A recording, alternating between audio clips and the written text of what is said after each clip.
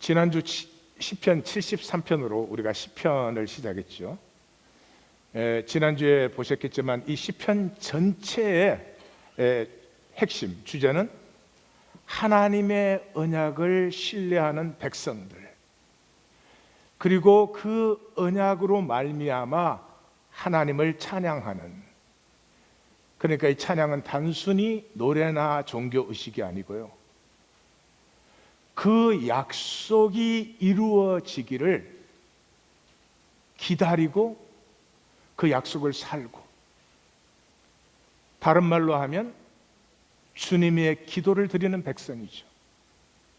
아버지의 이름이 거룩히 여김을 받으시오며 나라의 임하옵시며 뜻이 하늘에서 이루어지게 하옵소서. 우리에게 일용할 양식을 주시고 우리를 악에서 구하여 주시고 우리를 시험에 들게 하지 마옵소서. 이 기도의 백성이죠. 누가 그러면 그 언약을 바라봄으로 사는가? 73편은 마음이 정결한 자라고 말하고 있죠. 영혼이 맑다는 것은 초점이 선명한 것입니다. 어지럽지 아니한 것이죠. 이 시편 말씀은 제가 설명을 한들 무슨 소용이 있겠습니까? 그걸 알아들어서 이해한들 무슨 소용이 있겠습니까? 제가 설명을 통해서 전하려고 하는 그 실제를 느껴봐야 되는 거죠. 느껴봐야 되는 거죠. 그래서 오늘은 이 노인과 바다라는 해밍웨이의 얘기를 제가 통해서 성도님들이 도대체 맑은 영혼, 언약을 향한 선명한 초점성, 이것이 뭔지를 좀 실제로 느껴보시기를 원해요. 시작이 이렇습니다. 산티아고가 쿠바의 늙은 어부입니다. 이렇게 시작돼요. 그는 멕시코 만류에 조각배를 띄우고 혼자 고기잡이를 하는 노인이었다. 혼자. 나사렛 예수가 늘 혼자였습니다. 같이 있는 사람들이 그와 함께 할 줄 모르죠. 노인은 84일 내내 고기를 한 마리도 잡지 못했습니다. 84일, 40일이 두 번에 11조를 보태서 84일. 해밍웨이 굉장히 상징적으로 쓰고 있어요. 처음 40일까지는 한 소년이 함께 있었다. 그러나 40일이 지나도록 물고기를 잡지 못했다. 그러자 소년의 부모는 노인이 살라오가 걸렸다. 살라오는 최악의 불운. 이 고기 잡는 사람들은 운에 민감해요. 왜냐하면 고기가 있어줘야 잡잖아요. 고기 없는 데 가면 잡을 수가 없죠. 아무리 실력이 좋아도. 그래서 살라오라는 게 최악의 불운이에요. 살라오에 빠지고 말았다. 그래서 소년은 부모가 시키는 대로 다른 배로 옮겼다. 그 첫 주에 커다란 고기 3마리나 잡았다. 이 짧은 속에서 3마리나 잡았다.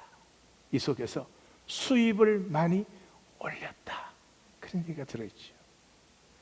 눈치가 빠른 사람은 벌써 볼 수 있어요. 해밍웨이는 어부가 된다는 것이 무엇이며 고기 잡아서 돈 번다는 것이 무엇인가, 그것의 다름, 그 깊이의 다름, 그 생명의 다름, 이런 것들을 선명하게 보여주고 싶어 합니다.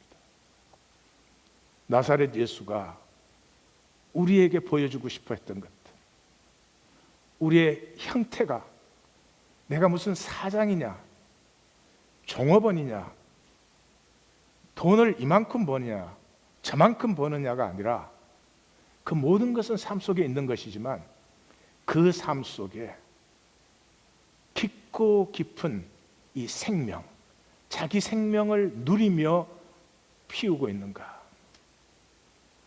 그래서 이 소년은 이름이 마놀린인데, 마놀린은 그 스페니셔로 임마누엘의 애칭으로 부를 때 마놀린이라고 합니다.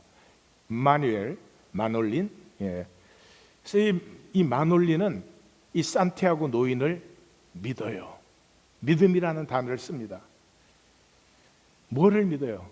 산티아고 노인은 달라요. 고기 잡아 돈 벌려는 어부가 아니에요. 그의 깊은 세계를 믿어요.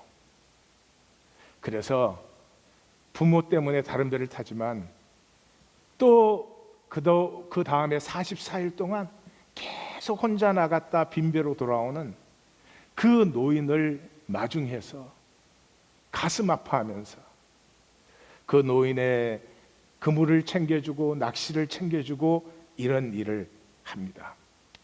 사진을 제가 좀 보여드릴게요. 저게 한국말로는 청새치라는 거예요. 저게 350kg짜리로 플로리다에서 잡은 겁니다. 멕시코만에서 잡은 걸 보여드릴게요. 474.5kg. 보트보다 저게 더 긴 겁니다.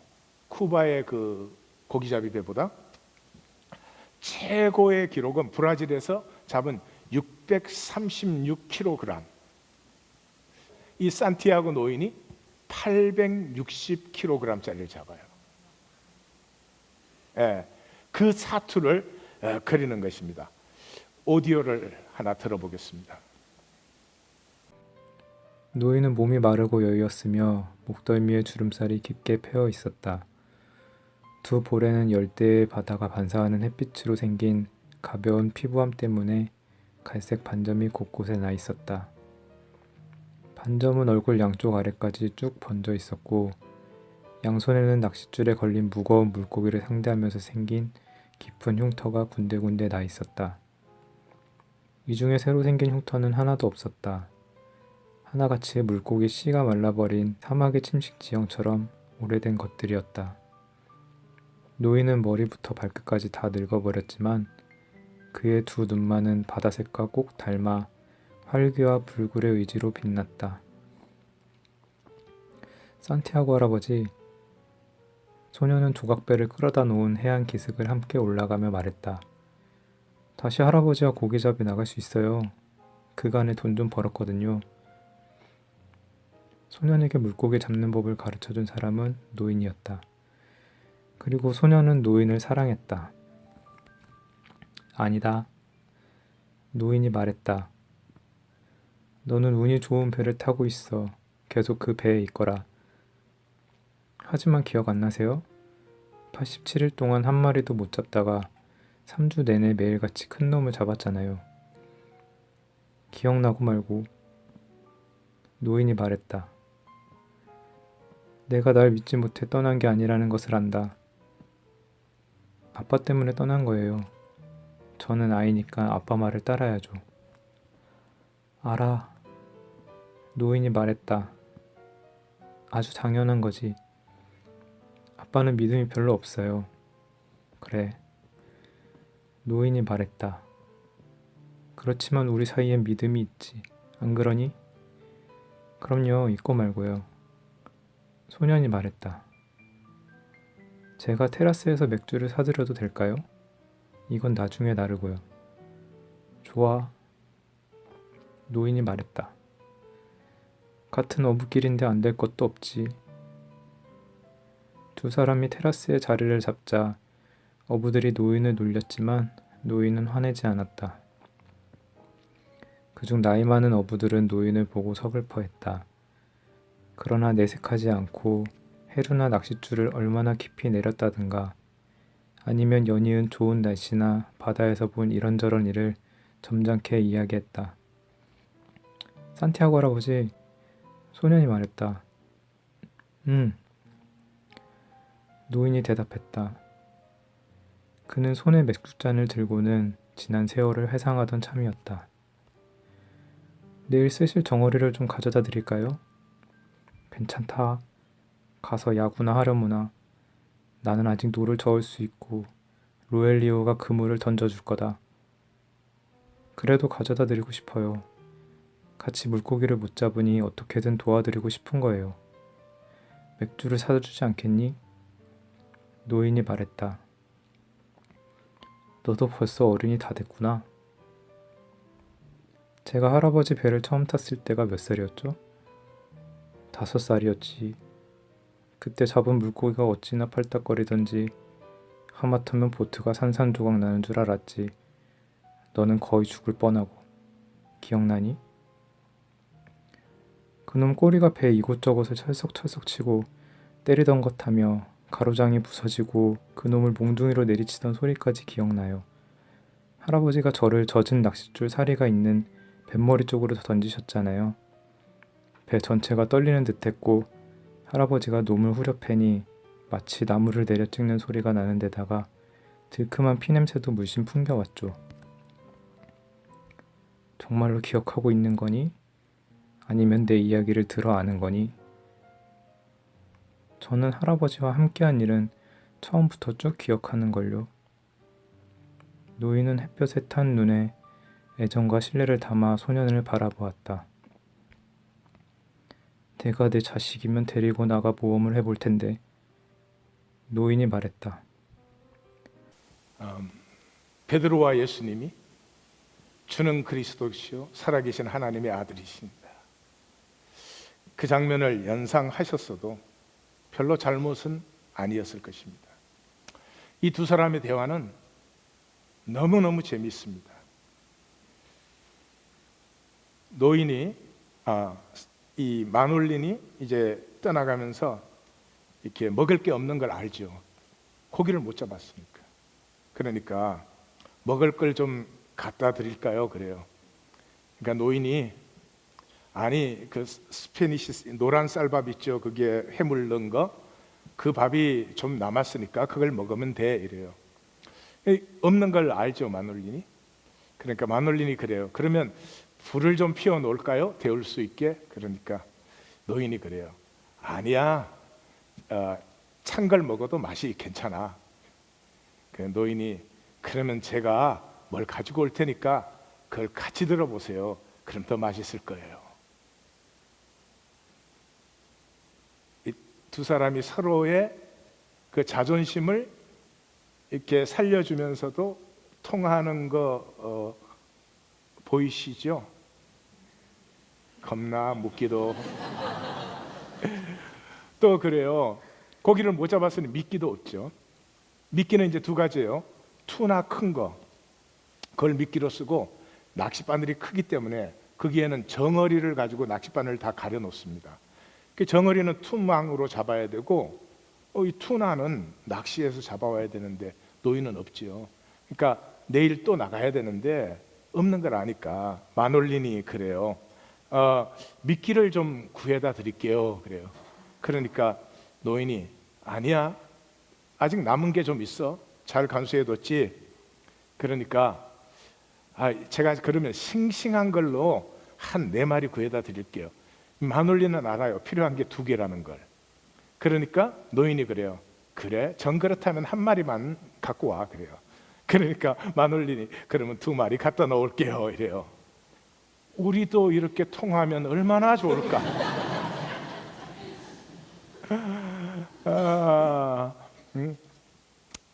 그래서 이제 내일은 어디로 나가실 거예요? 그렇게 물어요. 그랬더니 깊은 바다로 걸프 스트림, 이 쿠바와 플로리다 사이에 100km의 폭이에요. 깊이가 1.5km 되는 깊은 곳입니다. 특별히 태풍이 시작되는 9월부터는 물결이 급해지는데 그때 아까 보신 청새치들, 이 큰 고기들이 그 스트림을 지나가는 것입니다. 그래서 그 길로 나가서 220m 깊이의 낚시를 들이우고 그거를 낚는 거예요. 또 들어보시겠습니다. 바로 그 순간 낚싯줄을 지켜보던 노인은 수면에 나와 있던 초록색 막대치 하나가 물속으로 쏙 들어가는 것을 보았다. 그래. 노인이 말했다. 그렇지. 노인은 배에 부딪히지 않도록 노를 거두어 들였다. 그리고 팔을 뻗어 오른손 엄지손가락과 집게손가락으로 낚싯줄을 살짝 잡았다. 잡아당기는 힘이나 무게는 느껴지지 않았지만 일단 줄을 가만히 잡고 있었다. 다시 느낌이 왔다. 이번에는 강하거나 무겁게 당기는 것이 아니라 살짝 건드리는 움직임을 느꼈다. 노인은 그 입지를 정확히 알아차렸다. 180m 아래에서 청새치가 낚싯바늘의 몸통과 끝부분에 둘둘 감싸놓은 정어리들을 맛보는 중인 것이다. 손으로 만든 바늘 중심에 끼워놓은 툭 튀어나와 있는 새끼 다랑어 머리를 말이다. 노인은 낚싯줄을 조심스럽게 잡고 왼손으로 막대치에 묶인 줄을 가만가만 풀어냈다. 이제 손가락으로 낚싯줄을 풀어서 물고기가 아무런 저항도 느끼지 못하게 할 수 있었다. 이렇게 멀리까지 나온 데다 지금은 9월이니 큰 놈이 걸렸겠지. 노인은 생각했다. 먹어라 물고기야. 어서 먹어. 제발 마음껏 먹으렴. 정어리가 얼마나 싱싱한데 180m나 되는 차갑고 어두운 물속에 망설이고 있다니. 어둠 속에서 다시 한 바퀴 돌고 와서 먹으려무나. 조심스럽고도 가볍게 당기더니 그 다음에는 더 세게 당기는 힘이 느껴졌다. 정어리 머리를 낚싯바늘에서 떼어내기가 버거운 모양이었다. 그러고는 아무런 느낌이 오지 않았다. 어서! 노인이 소리쳤다. 한 번 더 돌아오너라. 냄새 좀 맡아봐. 굉장하지 않니? 이제 실컷 뜯어봐라. 정어리도 있잖아. 탱탱하고 차갑고 맛 좋은 놈으로 말이다. 사양할 것 없어 물고기야. 어서 먹으라니까. 노인은 엄지손가락과 집게손가락으로 낚싯줄을 쥐고 가만히 기다리며 지켜봤다. 물고기가 이리저리 옮겨 다닐 수 있으니 다른 줄도 동시에 눈여겨보았다. 잠시 후 좀 전과 같은 조심스러운 입질이 다시 느껴졌다. 이번에는 먹을 거야. 노인이 큰 소리로 말했다. 하느님 놈이 미끼를 물게 도와주세요. 그러나 물고기는 미끼를 물지 않았다. 물고기가 도망갔는지 미끼는 전혀 미동도 없었다. 가버릴 리 없는데. 노인이 말했다. 절대로 갔을 리 없어. 한 바퀴 도는 중일 거야. 아마 바늘에 걸린 적이 있어서 그 일을 마음에 두고 있는지도 모르지. 그때 낚싯줄에 가벼운 반응이 왔고 노인은 기분이 좋았다. 한 바퀴 돌았던 것뿐이군. 노인이 말했다. 이제는 덤벼들겠지. 가볍게 끌어당기는 힘이 느껴지자 노인은 흐뭇했다. 곧이어 강하면서 믿어지지 않을 만큼 무거운 힘이 느껴졌다. 그 힘은 분명 물고기의 무게와 비례했다. 노인은 낚싯줄을 계속 풀어내다가 두 뭉치로 감아놓은 여분의 줄도 하나 풀었다. 낚싯줄이 풀리며 손가락 사이를 가볍게 스쳤고 노인은 엄지손가락과 집게손가락에 물고기가 거의 눈치채지 못할 정도로 살짝 힘을 주었는데도 엄청난 무게를 느낄 수 있었다. 대단한 놈이로군. 노인이 말했다. 이 물고기를 낚시를 물고부터 사흘간 씨름을 해서 잡아요. 3일간. 상징적이죠. 해밍웨이가 전해주고 있는 것은 이 물고기가 그렇게 입질을 할 때부터 이 낚싯줄이 연필 두께만큼 굵은 줄이에요. 이걸 발로 밟고 이게 손에 걸쳐서 갑자기 이 줄이 튕기면 이 손이 잘라질 수도 있는 그런 줄이에요. 이 엄지와 검지 사이의 줄을 살짝 잡고 이 고기와 고기의 세계 전체를 느끼는 거예요. 느끼지 못하면 그렇게 큰 고기를 잡을 수가 없어요. 예를 들면 가장 그 씨름 중에 하나가 이 녀석이 물 바깥으로 뛰어오르게 해야 돼요. 뛰어오를 때 숨을 쉬기 때문에 불에 공기가 들어갑니다. 근데 만약에 숨을 쉬지 않고 공기가 없는 채로 죽어버리면 860kg짜리가 저 물속으로 들어가요. 그럼 배가 끌려 들어가서 죽는 거예요. 고기를 잡는 게 아니고. 그런데 그 뛰게 하려면 그 낚시에 걸려 있으니까 약간 아프게 자극을 해야 돼요. 그 자극이 지나쳐서 너무 심하게 뛰면 줄이 끊어지거나 아니면 입이 찢어져서 낚시에 걸린 게 도망가 버리죠. 거기에서부터 그 고기의 움직임 하나하나에서 또 이 고기가 물속으로 들어가 버리면 이 조그만한 배는 물속에 같이 끌려 들어가죠. 그렇기 때문에 이 3일 동안을 잠을 못 자죠. 이 물고기와 물고기의 세계와 이 노인의 영혼이 완전히 하나 되어서 서로를 느껴요. 음식을 싸서 나가본 적이 없으니까 먹을 것이 없죠. 그러니까 지나가는 투나를 잡아서 그걸 센 걸로 먹기도 하고 날치를 잡아서 먹기도 하고 뭐 그래요. 또 사흘 걸릴 건 생각도 안 했으니까 물을 한 병밖에 안 갖고 나왔는데 그걸로 3일을 버티고 밤의 추위, 무엇보다도 잠을 잘 수가 없으니까 이 노인의 이젠 체력이 약해지잖아요. 그 의식이 혼미해지는 그런 속에서 그 고기와 그 씨름 속에서 나는 어부야. 어부는 고기를 잡을 수 있어야 되는 거죠. 그래서 결국은 그 고기를 잡아요. 그런데 이제 고기를 잡으니까 너무 커서 배 옆에다 묶었거든요.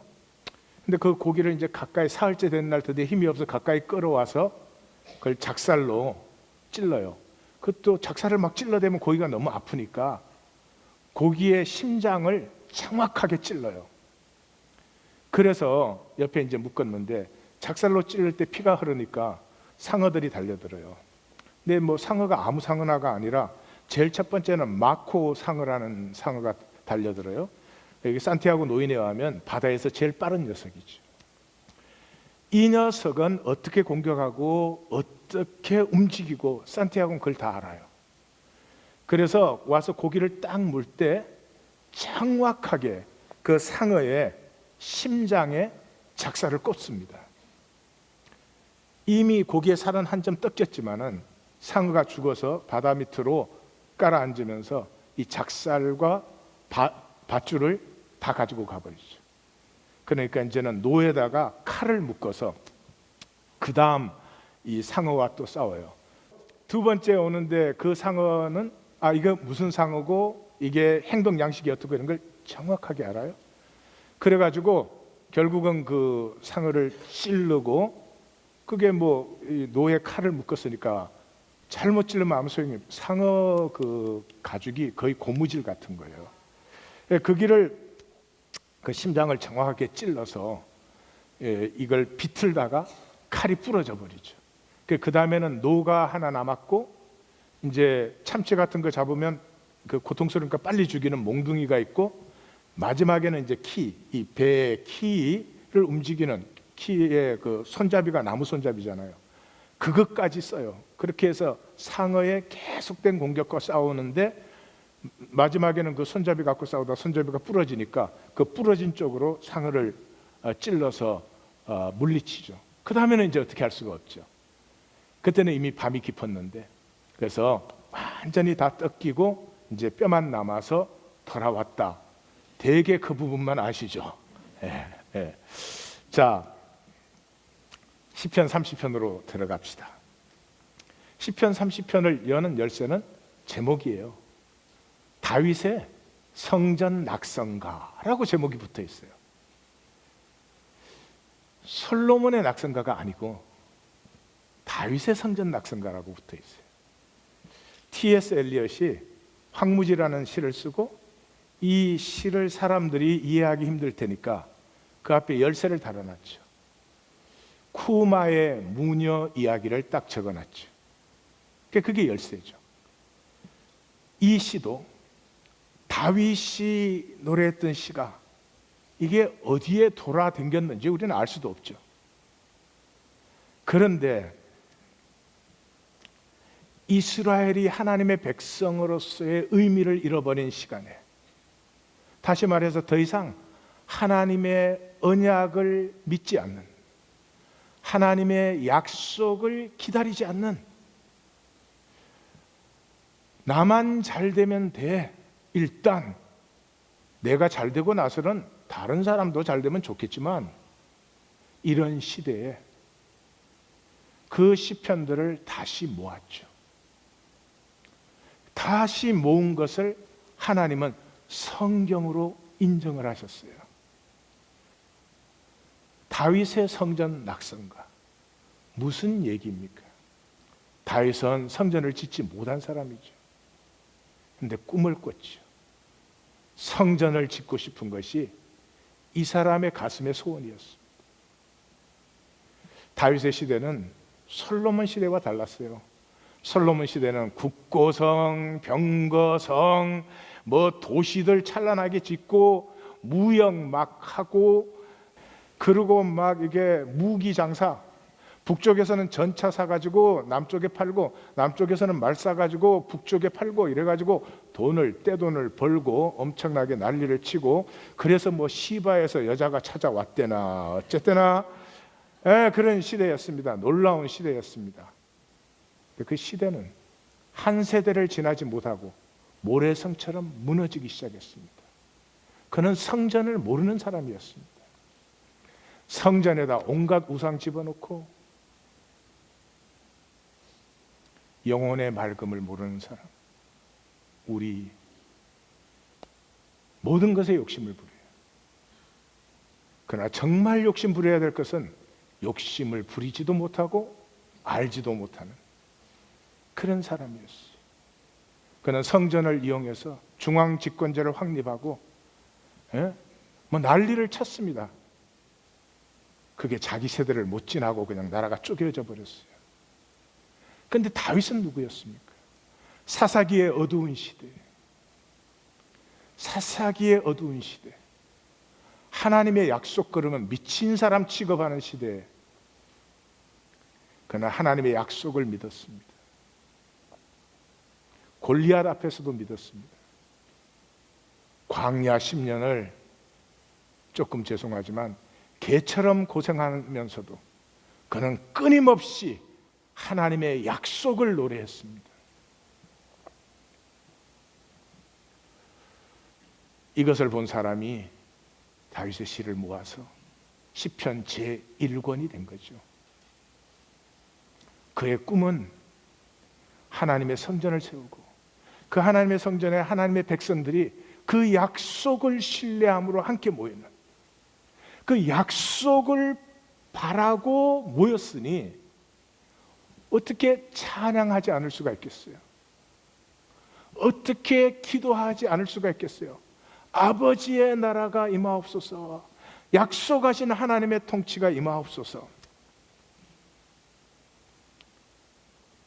그래서 성전 지을 모든 것을 준비했지만 다윗은 꿈으로 끝났습니다. 지금 이 시편을 모아서 책으로 만든 사람, 하나님은 그것을 받으셔서 성경으로 만드신 하나님께서는 마음이 똑같죠. 다시 한번 백성들이 이 하나님의 꿈을 바라보기를, 다시 한번 하나님의 꿈을 노래하기를, 그것이 시편 30편이에요.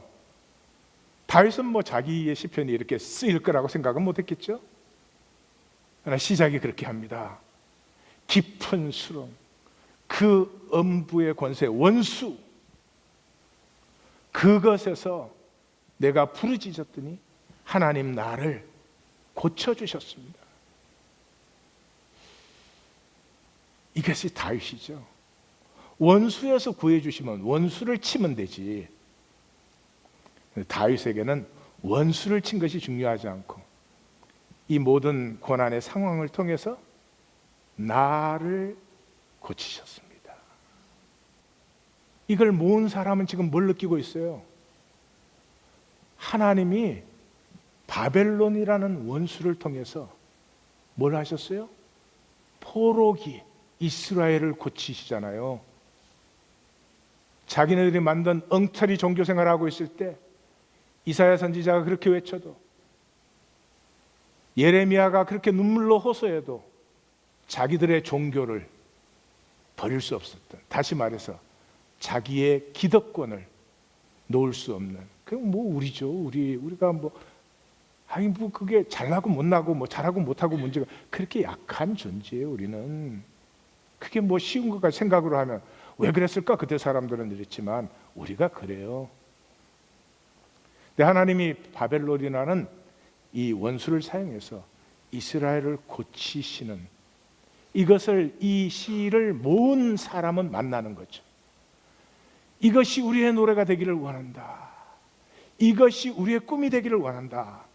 그래서 그 다윗의 고백 다음에 주의 성도들아 하는 것에서 다윗의 마음과 자기의 마음이 하나가 되는 걸 느껴요.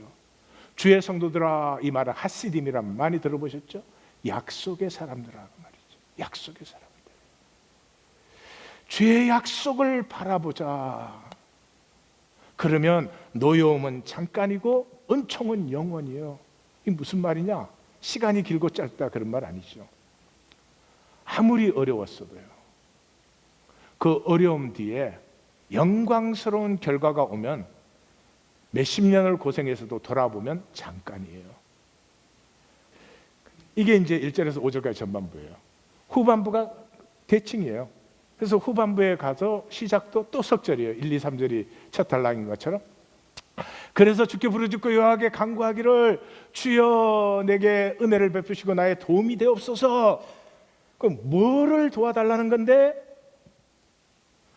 이스라엘 멸망시키면 하나님 뭐 덕되는 거 있습니까? 이스라엘을 고치사 주를 찬양하며 주를 증거하는 백성이 되게 하소서. 그래서 그 다음에 오는 게 뭐예요? 아까 4절 5절이 전환이었죠? 그 11절 11절 전환이에요. 슬픔이 춤으로 변하게 하시고 상복이 기쁨의 옷으로 변해서 내 영광으로. 우리 번역은 이걸 우리 생명을 말하는 건데 자기가 자기를 영광이라고 부르는 게 그 종교인들이에요. 다윗은 내 영광아 깰지어다 이랬잖아요. 내 영광으로, 내 생명으로 주를 찬송하게 하소서. 자, 이 전환의 핵심이 가운데 6절과 7절이죠. 6절과 7절, 여기 비밀이 나오는 거죠. 무슨 비밀이? 왜 이런 일이 생겼어요? 내가 편안할 때, 비쇼리, 성경에 딱 한 번 나오는 단어예요. 무슨 뜻이에요? 문제가 없는 것 같을 때. 솔로몬 시대죠. 번창, 일찍이 유다, 이스라엘에 없었던 부와 힘과 영광이 들어오고 세상의 다른 나라에서 유다로 조공 바치고 거기에 문안하러 올 줄 누가 알았겠어요? 그때는 이제는 문제가 없겠지 그랬어요. 그랬는데 여기에 이제 이 시편을 이렇게 모아서 백성들에게 전하는 사람이 느끼는 다윗의 심령이 있죠. 주께서 나를 산같이 든든히 세우셨어도 주의 얼굴이 가려지니 두려움이 엄습했습니다.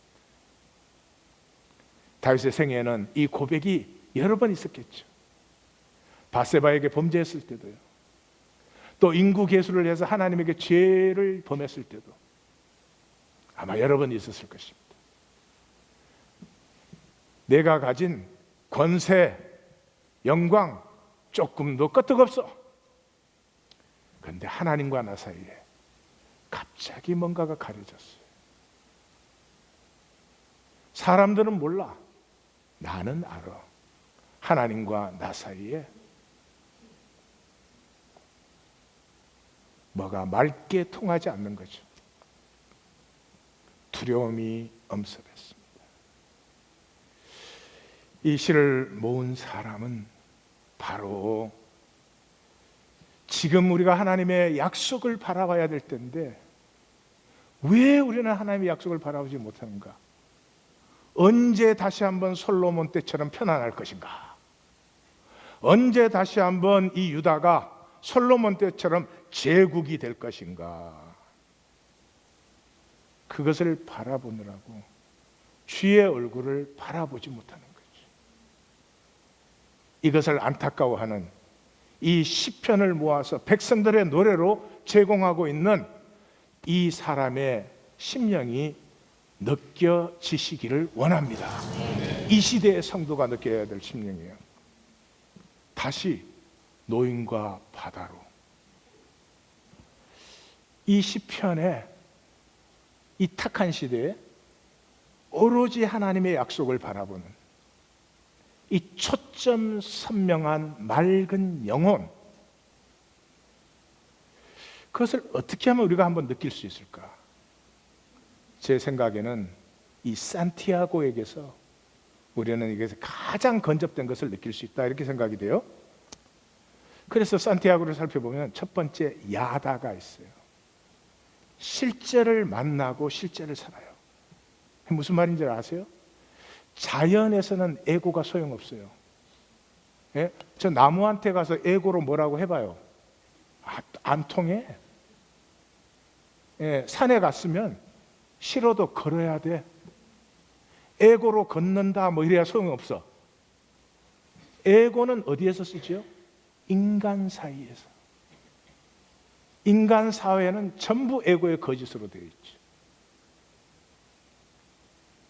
좀 느끼셨으면 좋겠어요. 우리의 지금 이 물질의 삶은요, 이거 없어요. 한 가족이 같이 사는데 서로의 실제를 못 느껴요. 너 나 편하게 해야 되고요, 나 너 편하게 해야 돼요. 서로 불편하면 못 삽니다. 왜요? 실제가 통하지 않으니까. 지금 우리에게 제일 필요한 것이 이것입니다. 산티아고는 바다를 알아요. 야다. 공부한 게 아닙니다. 평생을 바다를 경험하면서 안 것이에요. 그래서 해류를 보면은 시간이 몇 시 됐다는 걸 알아요. 이 배에는 시계가 없어요. 나침판이 없어요. 그런데 시간을 정확하게 압니다. 나침판이 없는데도 그 먼 바다, 이 해양 경비대가 이 노인이 없어졌기 때문에 비행기를 띄워요. 근데 찾지를 못해요. 그렇게 멀리 나갔는데 거기에서 고기를 딱 잡은 다음에는 직선으로 항구로 돌아옵니다. 뭐를 통해서? 바람을 통해서. 이 시기에 부는 바람의 방향을 정확하게 알기 때문에 자기가 어디로 가야 되는지, 돛을 어떻게 세워야 되는지를 정확하게 아는 거죠.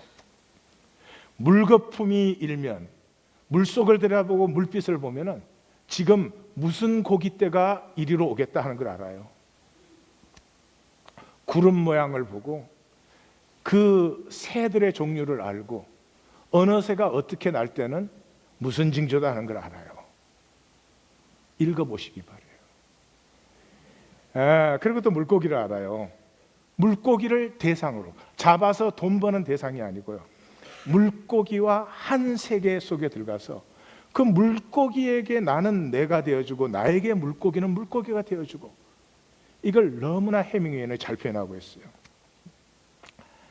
아까도 말씀드렸지만 이 청새치에게 자극을 심하게 주면 보트가 죽을 수가 있어요. 또 자극이 약하면 이게 그냥 계속 물속에 있어가지고 죽은 다음에 끊을 수도 없게 되는 거죠. 상어들이 공격하는데 어느 상어가 어디서 오면은 어떻게 행동할 것이고 다 압니다. 무엇보다 느껴요. 다 느껴요. 그래서 이 청새치를 잡으러 나가니까 옛날에 청새치 잡았던 생각을 해요. 그 옛날에 청새치를 잡았는데 청새치는 이렇게 부부는 같이 있다가 순놈이 암놈에게 항상 음식을 양보한대. 먼저 먹게 한대. 나 회개했어. 그래가지고 순놈이 이렇게 양보를 하니까 암놈이 덥석 물었죠. 그런데 그 암놈이 죽어서 잡혀가는데 그 순놈이 그걸 떠나지 못하고 끝까지 따라오는 거예요. 그 다음에 야다로 살기 때문에 함께하는 생명이 있어요. 생명으로 통하는 친구가 반드시 있다 이 말이에요.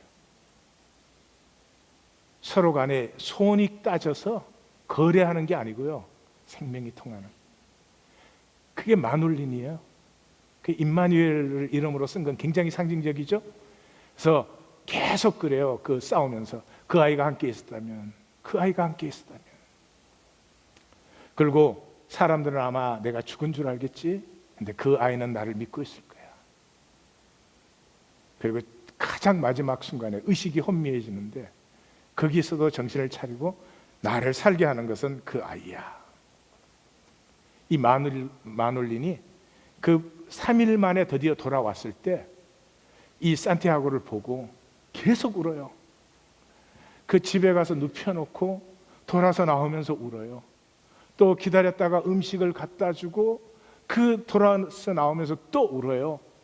또 사람들에게 깨우지 말라고 당부를 하면서 울어요. 왜 울죠? 물론 기쁨의 울음이 있죠. 3일을 그렇게 노심초사 기다렸는데 돌아온 그 기뻐서 동시에 마눌리는 알아요. 이 돌아온 산티아고는 그 전에 산티아고가 아니에요. 그 전에 산티아고와는 자기는 영원히 이별을 한 거예요. 계속 눈물을 흘리죠. 바다를 다른 어부들은 다 엘마르라고 불러요. 엘마르라고 부르면 남성이에요. 그래서 이 바다가 뭐 폭풍 일으키면 막 죽고 그러잖아요. 그러니까 그 바다를 항상 어떤 투쟁, 경쟁의 상대로 생각해요. 그래서 바다에 있는 것을 어떻게 빼앗아 와야 된다는 그런 생각들을 계속 갖고 있어요. 그런데 이 산티아고만 라마르, 여성으로 부릅니다. 사랑의 대상, 함께하는 대상. 가끔씩 바다가 화를 내면은 그때는 여자가 달빛을 받으면 변화가 생기듯이 바다도 달빛의 변화를 받는 거겠지, 뭐 이래요. 그 청새치를 잡으면서도 그 청새치가 그 상어에게 뜯기는 것을 보면서 살았을 때나 죽었을 때나 나는 너를 사랑해. 그리고 청새치가 이제 사흘 만에 기진맥진해서 가까이 와서 처음으로 눈이 마주치죠. 그때 그래요. 누가 누구를 죽여도 상관없지. 내가 물속에 끌려 들어가도 만약에 내 삶의 흐름이 오늘 여기서 내가 죽는 거라면 그럼 내가 죽으면 되는 거고, 너가 죽는 것이라면 너가 죽으면 되는 것이고. 죽음에서 자유가 보이십니까? 죽음에서 자유가 보이십니까? 이 사람은 죽음이 왔을 때 죽으면 돼. 우리는 맨날 죽어.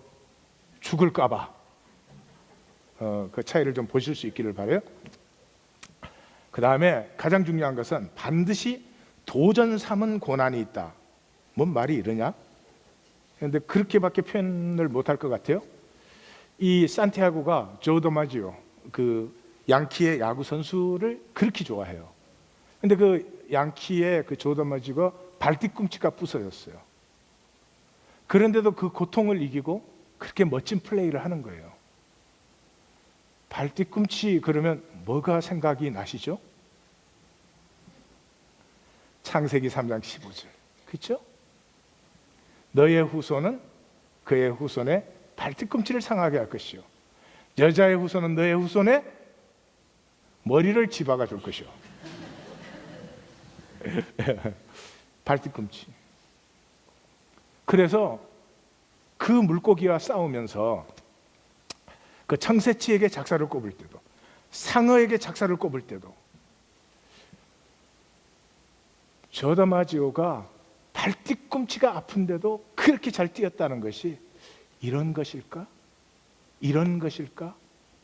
그렇게 계속 자기에게 물어요. 이게 그리스도인이에요.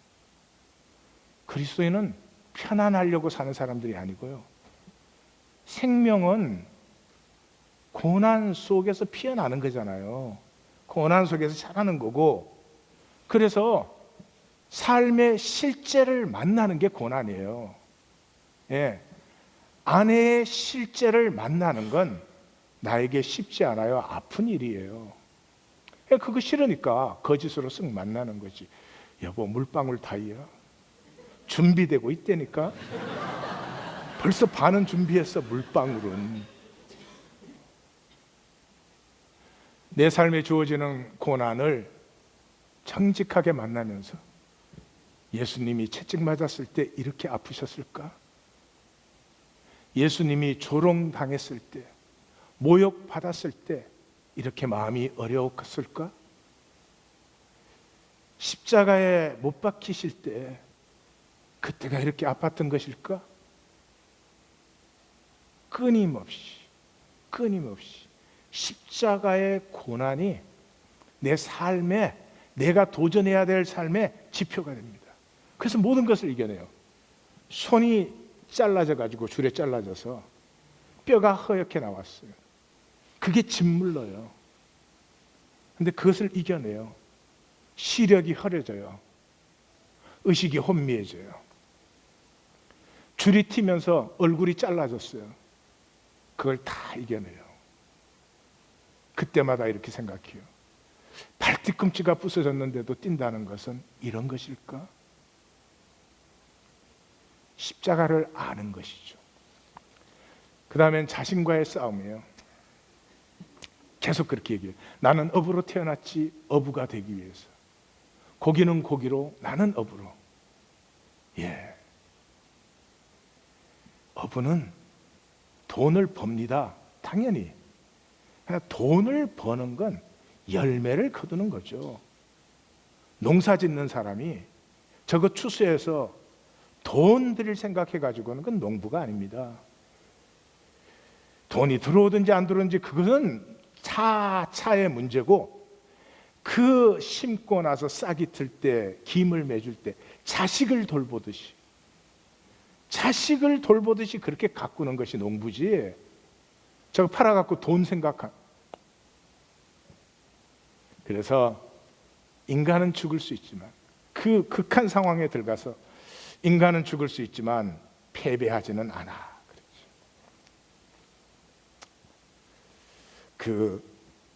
이제 뼈만 남아서 돌아오잖아요. 뼈만 남아서 돌아와서 그 큰 머리, 그것도 귀중하죠. 그거는 이제 배를 정리해준 어부에게 주고, 그 긴 침은 마놀린이 갖고 싶어 해서 마놀린에게 줍니다. 자기는 그 죽음의 사투, 사흘도 굉장히 상징적이죠. 사투를 버리고 자기가 가진 것은 아무것도 없어요. 그 무슨 말이에요? 무엇을 갖기 위해서가 아니죠. 자기가 거듭난 거죠. 예, 그렇게 해서 뼈만 이제 남아 있는데 그 5.5m의 뼈가 남아 있어요. 그 관광객들이 왔다가 그걸 보고 웨이터한테 물어요. 저게 뭐냐고. 그러니까 웨이터가 저거 상어뼈라고 그래요. 그 연안에 돈 버는 어부들은 상어를 잡아요. 상어는 잡기도 쉽고, 잡으면 값도 많이 나오고, 그 해안에는 상어 공장도 있고, 스쿠알렌, 상어 간으로 스쿠알렌 만들잖아요. 이 초월의 지경, 적경을 넘어선 세계를 도무지 알지 못해요. 알 수가 없죠. 그래서 그 고기를 잡고 나서도 그래요. 내가 너무 멀리 나와서 이래. 여기에선 출애굽기 3장이 생각나셔야 돼요. 모세가 인간 적경을 떠났을 때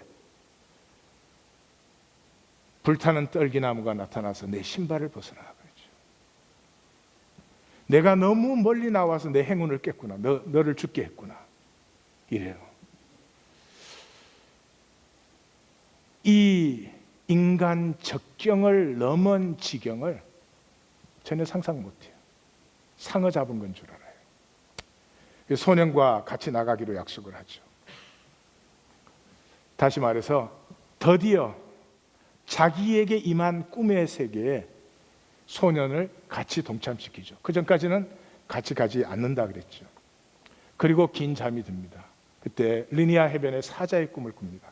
젊었을 때 선원으로 아프리카를 갔을 때 그 해변에, 그 석양지는 해변에 나와 있던 그 사자의 가족들, 마치 전 대양을 다 자기들이 품어안은 것처럼 그렇게 한가롭게 그 자신으로 그 해변에 당당한 그 사자의 꿈을 계속 꾸는데, 제일 마지막에서 사자의 꿈을 꾸는 것으로 이 얘기는 끝이 납니다. 다시 말해서 산티아고는 자신의 똑같은 자리에 똑같은 모습으로 돌아왔습니다. 그러나 똑같은 사람이 온 것이 아닙니다. 전혀 새로운 차원이 된 것이죠. 시편은 맑은 영혼, 시편을 읽는 사람은 영혼이 맑아집니다. 마음이 정결해집니다. 생명의 초점성이 생기죠. 내 상황에 뭐가 좀 더 편하고 이익되고 이런 것이 아니고요, 내 생명 전체를 주어도 아깝지 않은 꿈을, 그 꿈이 뭐가 있겠어요? 하나님의 통치, 하나님의 나라가 이 땅에 임하는, 하나님의 샬롬이 이 땅에 이루어지는 것 외에 뭐가 있겠습니까? 그것을 향하면 향할수록 내가 그런다고 하나님에게 무슨 도움이 되겠습니까? 많은 그것을 향하면 향할수록 내가 나로 이 모든 우주의 실제 앞에 나도 진짜가 되는, 나도 실제가 되는, 이것이 시편이 우리에게 주는 은혜죠. 이때 우리의 영혼의 탁함이, 에고의 어지러움이, 솔로몬의 분주함이 다 쓰러지죠. 다윗 그러면 이야기가 많잖아요. 얼마나 싱싱한 이야기들이. 솔로몬 그러면 이야기가 없잖아요. 데이터밖에 없어, 데이터밖에. 왜 우리는 에고의 어지러움에 빠질까요? 편하기 위해서. 이 물질 문명은 편해야 됩니다. 편한 사람이 성공한 사람이라고 그래요. 편하려니까 거짓돼야죠. 부부 사이도 거짓되면 편하기가 쉽습니다. 실제를 나누면 때로는 몸부림도 쳐야 되고 때로는 아픔도 서로 주고받아야 됩니다. 거짓에서 우리는 자신을 버리고 먼저, 내가 거짓되면 내 자신을 먼저 버리죠. 이웃을 속이는 거죠. 이웃에게 악한 것이죠. 그리고 하나님의, 그 자리에 하나님 계시잖아요. 창세기 3장처럼 하나님의 임재와 은혜를 부인하는 것이죠. 삶은 둘 중에 하나입니다. 복잡하게 보이시지만 진실되게 살 수 있습니다. 거짓으로 살 수 있습니다. 이쪽 보고 거짓 그랬어요. 미안해요. 네. 제가 오늘 우리 하나님 성도님들께 하는 걸 주보에 실었어요. 제가 읽고 마치겠습니다. 우리는 관료 조직과 직업 정치가에 의해 운영되고 경제에 의해서 움직이는 세계에 삽니다. 사람들은 집단적 암시로 동기를 부여받아 삶은 더 많은 수익을 올려 더 많이 소비하는 것이 되었습니다. 모든 행위는 경제적 목적에 종속되어 다스림을 상실한 채 더 많이 벌어 더 많이 보여주기에 급급합니다.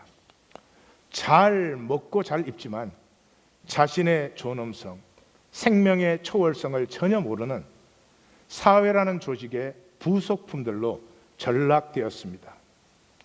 인간은 도구가 아닙니다. 그 자체로 목적입니다. 인간이 기껏 수익 정대의 수단이 되어서는 안 됩니다. 삶이 그것에 그쳐서는 결코 안 됩니다. 온 우주와도 바꿀 수 없는 생명, 그 초월의 씨앗이 우리에게 주어졌습니다. 다스림의 권세를 지키는 씨름 속에서 나됨을 피워야 합니다. 고난과 도전 속에서 결과, 이익이 목적이 아니고 삶의 몰입, 이 모든 것을 통해서 내가 피어나는 그 나를 사십시다. 형태도 결과도 심지어 그 영향력도 삶의 목적은 될 수 없습니다. 나를 비워 주님과 하나 되어 만유와 하나 되는, 만유가 나에게 실제가 되고 또 나는 그 만유에게 실제가 되는 이 영생 외에 어떻게 우리의 목적이 있을 수 있습니까? 편안은 거짓으로 오고 생명은 진실을 피하지 않는 고난 속에서 옵니다. 영혼의 맑음, 초점으로만 갈 수 있는 길입니다. 우리 함께 손잡고 가십시다. 하나님의 정말 중요한 도전이 이 하나님 교회에 이제 던져졌습니다. 우리 손잡고 함께 가십시다.